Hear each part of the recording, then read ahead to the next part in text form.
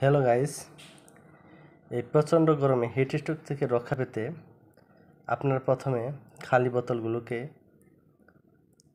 পানি ভর্তি করুন, এমনকি ফ্রিজে বরফজাত করুন। এই প্রচণ্ড গরমে হিট স্ট্রোক থেকে রক্ষা পেতে আপনি রাতে বিছানায় নিয়ে শোন, ইনশাল্লাহ আপনার বিছানা অনেকটাই আরামদায়ক হবে। এমনকি আপনি এই বোতল যদি 4 থেকে 5টি বোতল আপনি আপনার বিছানায় নিয়ে শোন, ইনশাল্লাহ অনেকটা আরাম পাবেন। এসি লাগবে না।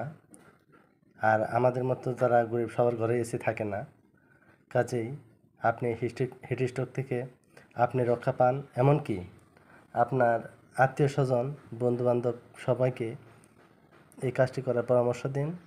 এ থেকে বেঁচে যেতে পারে আরও কয়েকটি জীবন। হিট স্ট্রোক থেকে আল্লাহ তাআলা সবাইকে রক্ষা করুন।